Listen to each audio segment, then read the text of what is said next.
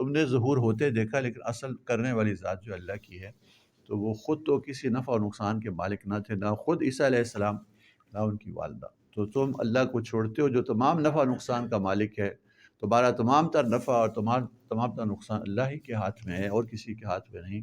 اسی کو تم جو ہے معبود بناؤ، نہ اس کے غیر کو تم معبود بناؤ۔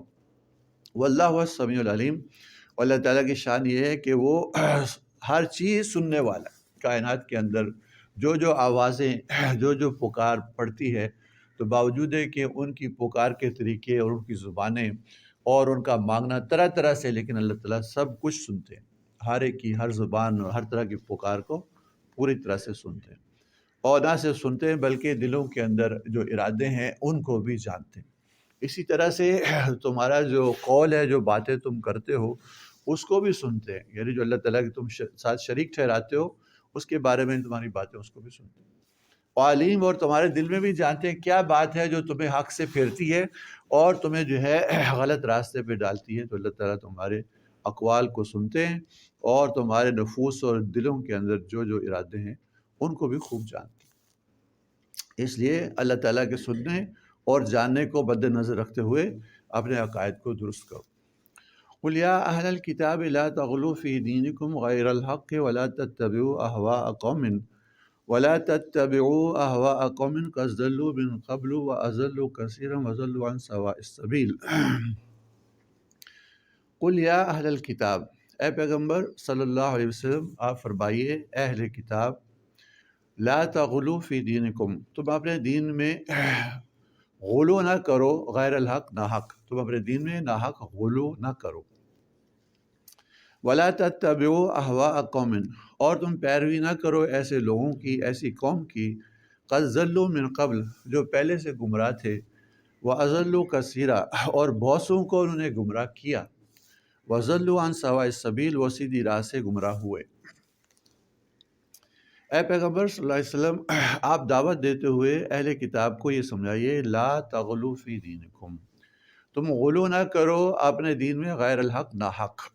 غلو کہتے ہیں کہ جو حد اللہ تعالیٰ نے مقرر فرمائی ہے کسی چیز کی، کسی معاملے کی، اس سے جو ہے گزر جانا۔ یعنی اللہ تعالیٰ نے عیسیٰ علیہ السلام کو اپنا بندہ اور رسول بنایا، اور اس سے گزر کے ان کو جو ہے معبود بنا لینا، ان کو الہ بنا لینا، اللہ کے ساتھ الوہیت میں جو ہے وہ شریک کر لینا، تو یہ غلو ہے کہ ان کی شان کو بڑھا دینا، اور اسی طرح سے کسی کی شان کو گھٹا دینا۔ جیسے یہودی جو ہے، یہاں تو خطاب عیسائیوں کو ہو رہا ہے، لیکن چونکہ اہل کتاب میں یہودی بھی ہیں تو وہ حضرت عیسیٰ علیہ السلام کی شان گھٹا دیتے، کہ ان کو جو ان کی رسالت اور نبوت صحیح گرا دیتے، اور ان پہ اور ان کی والدہ کے اوپر جو ہے طرح طرح کی یہ تہمتیں اور الزام لگاتے۔ تو یہ غلو ہے، کسی کی شان کو بہت بڑھا دینا یا کسی کی شان کو گرا دینا۔ تو ایسا نہ کرو کہ ناحق تم اپنے دین کے اندر غلو کرو، یعنی اپنے عقائد کے اندر ایسا کرو کہ عیسیٰ علیہ السلام کو بڑھا چڑھا کے ان کی شان بڑھانے کی نیت سے ان کو معبودی بنا دو۔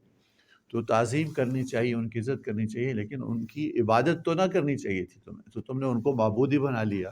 تو اپنے دین میں غلو نہ کرو، جو چیز کی جو حد اللہ نے مقرر کی اس حد سے نہ نکلو۔ ولا تتبعوا اہواء قوم، اور تم اتباع نہ کرو، تم پیچھے نہ لگو کسی ان لوگوں کی خواہشات کی۔ ان خواہشات سے مراد وہ لوگ ہیں جو ان کے دین کے یعنی بڑے تھے، جن کے پیچھے وہ چلتے تھے، جو ان کے علماء تھے۔ تو ایسے لوگ جو تم میں علماء ہیں، جن کے پیچھے تم چلتے ہو، لیکن حال ان کا کیا ہے، قد ضلوا من قبل، کہ وہ پہلے سے گمراہ تھے۔ پہلے سے گمراہ کا مطلب کیا ہے کہ آپ صلی اللہ علیہ وسلم کی تشریف آوری سے پہلے بھی وہ گمراہ تھے، یعنی اپنے دین کے بارے میں جو ان کے عقائد تھے وہ بالکل غلط تھے، جیسے تسلیت کا عقیدہ ہے، اس طرح حلول کا عقیدہ ہے۔ تو وہ جو تمہارے یعنی تمہارے بڑے ہیں جن کے پیچھے تم چلتے ہو، ان کے پیچھے نہ چلو، چونکہ وہ تو پہلے سے گمراہ ہیں، آپ صلی اللہ علیہ وسلم کی تشریف آوری سے پہلے گمراہ ہیں۔ وَأَضَلُّوا كَثِيرًا، اور انہیں بہت سوں کو گمراہ کیا ہے۔ نہ صرف وہ خود گمراہ ہیں، چونکہ لوگ ان کی بات مانتے ہیں اور دین کے معاملے میں انہی کی طرف جو ہے دیکھتے ہیں، انہی کو بڑا بناتے ہیں، اس لیے وَأَضَلُّوا كَثِيرًا، کہ انہیں بہت سوں کو گمراہ بھی کیا۔ ضلوا خود گمراہ ہونا، اور اضلوا گمراہ کرنا، کہ خود تو وہ گمراہ ہیں ہی، اور اپنی گمراہی کا جو دین ہے، تو جو لوگ ان کے ساتھ لگ گئے ہیں، جو ان کے پیچھے چلتے ہیں، جو ان کی اتباع کرتے ہیں، ان کو بھی انہوں نے گمراہ کیا۔ اور آپ صلی اللہ علیہ وسلم کی تشریف آوری کے بعد وَضَلُّوا عَنْ سَوَاءِ السَّبِيلِ، کہ آپ نے سیدھا راستہ ان کو سمجھایا لیکن اس کو انہوں نے چھوڑ دیا، اس سے گمراہ ہو گئے۔